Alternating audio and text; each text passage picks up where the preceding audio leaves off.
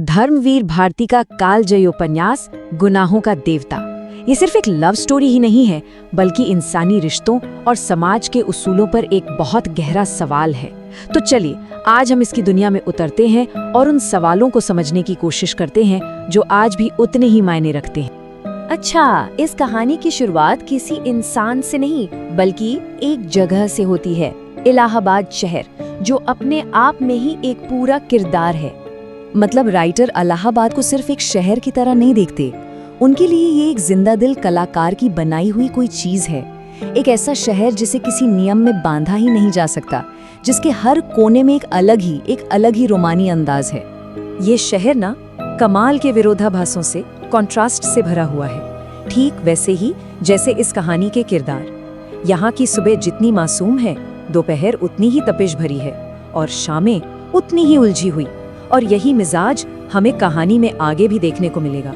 तो चलिए अब मिलते हैं कहानी के हीरो से, एक ऐसा नौजवान जो इस शहर की सारी मासूमियत को अपने अंदर समेटे हुए है। चंदर कहानी का एक तरह से मॉरल सेंटर है, एक बहुत ही होनहार स्टूडेंट जिसकी पूरी दुनिया शुक्ला परिवार के ही इर्द गिर्द घूमती है। राइटर ने उसे डिस्क्राइब किया है कि वो इतना भोला है जैसे सुबह की पहली किरण, एकदम मासूम और बेदाग। और ये जो रिश्ता है ना, ये बहुत क्रूशियल है, क्योंकि डॉक्टर शुक्ला का घर ही चंदर का असली घर बन चुका है। उसकी पूरी की पूरी पढ़ाई उन्हीं के सपोर्ट से हुई है। और उसी घर के दिल में, और कह सकते हैं कि इस नॉवेल के भी दिल में, है डॉक्टर शुक्ला की बेटी सुधा। सुधा मानो एक ऐसी दुनिया है जहाँ सिर्फ प्योरिटी और निश्चल भावनाएं हैं। चंदर के साथ उसका जो कनेक्शन है वो इस नॉवेल का इमोशनल कोर है। उसमें श्रद्धा भी है, खूब सारी शरारतें भी हैं और एक अनकहा सा अधिकार भी है। इन दोनों के रिश्ते की गहराई ना एक छोटे से बड़े ही प्यारे किस्से से समझी जा सकती है। सुधा की जिद है कि जो लोग दिमागी काम करते हैं उन्हें दूध वाली चाय पीनी चाहिए, तो वो चंदर के लिए एक ऐसा कप लाती है जिसमें चाय तो बस नाम की होती है और दूध लबालब भरा होता है। अब चंदर को तो उसकी आदत पता है, तो वो एक शरारत करता है। जैसे ही सुधा का ध्यान कहीं और जाता है, वो चुपके से दोनों कप बदल देता है। फिर जब सुधा गलती से वो दूध वाला कप पीती है तो चौंक जाती है और चंदर उसे छेड़ने लगता है। ये छोटा सा मजाक उनके गहरे, बिना कुछ कहे वाले रिश्ते को दिखाता है। एक ऐसा रिश्ता जो मासूमियत, छोटी छोटी नोक-झोंक और एक दूसरे की बहुत गहरी परवाह से बना है।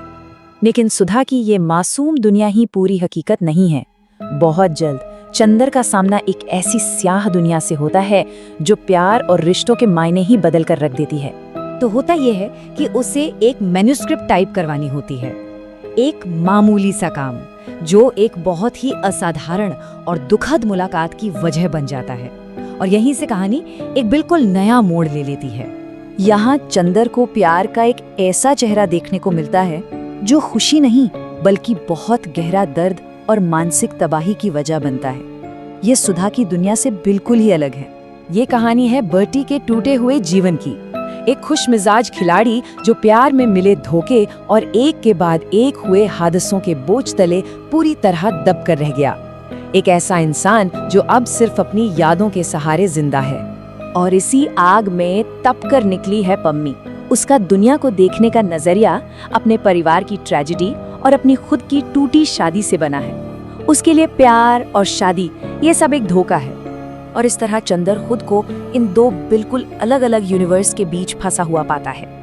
एक तरफ है सुधा की दुनिया जहाँ प्यार पवित्र है, आदर्श है, और दूसरी तरफ है पम्मी की दुनिया जहाँ प्यार एक अभिशाप और एक धोखा है। और इन दुनियाओं का यही टकराव हमें नॉवेल के सबसे जरूरी सवाल और इसके टाइटल के मतलब तक ले आता है। आखिर गुनाहों का देवता है कौन? देखिए, चंदर इन सब त्रासदियों में सीधे तौर पे शामिल नहीं होता है। वो बस एक मूक गवाह, एक ऑब्जर्वर बन के रह जाता है जो दूसरों को प्यार में टूटते और बिखरते हुए बस देखता रहता है। और यही नॉवेल का टाइटल गुनाहों का देवता एकदम सार्थक हो जाता है।